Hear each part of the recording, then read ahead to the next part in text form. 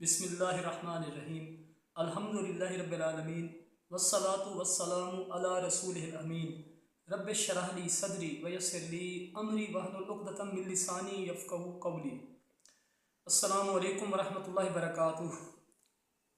आज आपसे जो वाक़या है हज़रत उमर रज़ी का वाक़या है, मुख्तसर सा वाक़या है, वो आपके सामने बयान करूँगा इंशाअल्लाह ताला। अल्लाह ताला से दुआ कि जो बात मेरे मुंह से हक़ निकले, जो बात मैं करूँ हक़ निकले, अगर कोई कमी कोताही कमी बेशी हो जाए तो अल्लाह अपनी रहमत से मुझे मुआफ़ फरमाए, आमीन या हक़ आमीन। सैयदना उमर रज़ी अल्लाह ताला अन्हु खलीफा सानी थे और नबी अलैहिस्सलाम ने उनको मांगा था। ये आपको पहले मैं तज़किरा कर चुका हूँ।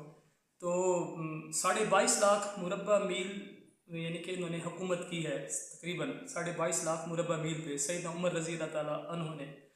तो उनके यानी कि वो उनका खिलाफत का दौर था, अहद खिलाफत हज़रत उमर रज़ी अल्लाह का खिलाफत का दौर था। तो उनका बेटा उनसे मिलने आया। तो आपके इल्म में है कि वो तो डिसिप्लिन वाले थे, असूल वाले थे, इंसाफ वाले थे।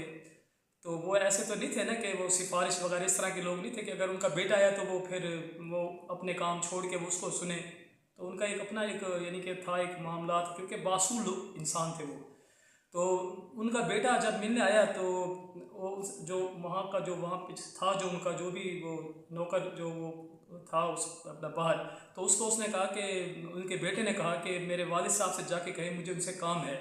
तो मिलना चाहता था उनका बेटा और वो चले गए। अब वो जो था उनका जो नौकर था वो गया, तो हज़रत उमर रज़ी अल्लाह तआला अन्हु को जाके कहा कि आपका बेटा आपसे मिलना चाहता है, उसको कोई काम है। तो हज़रत उमर रज़ी अल्लाह ने फरमाया कि मेरे पास वक्त नहीं है।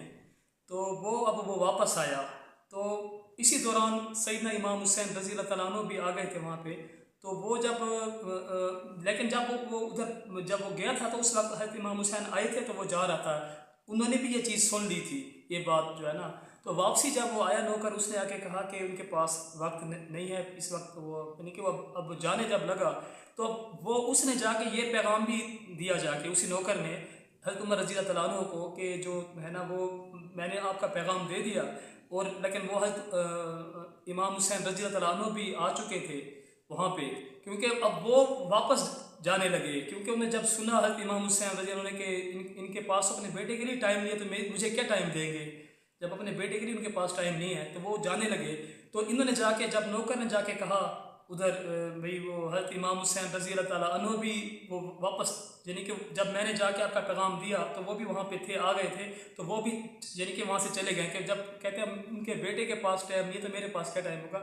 तो सैयदना उमर रज़ी अल्लाह तआला अन्हु जो तकरीबन 22.5 लाख मुरब्बा मील के हाकिम थे, और हर बंदा उनके बारे में तकरीबन जानता है कि कैसा उन्होंने खिलाफत का उनका दौर था, बेहतरीन दौर था, सुनहरी दौर था उनका।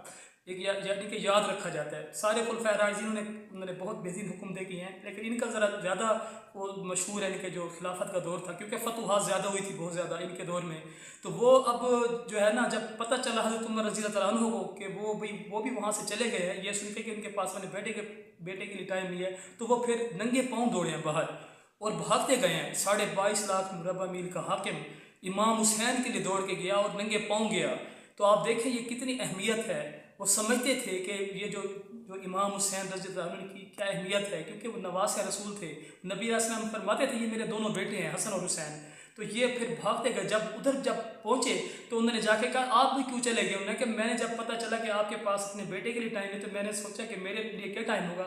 तो उन्होंने कहा नहीं, आपके तो मेरे पास टाइम है, आप तो मुझे पता है कि आप यानी कि आपकी अहमियत का पता है।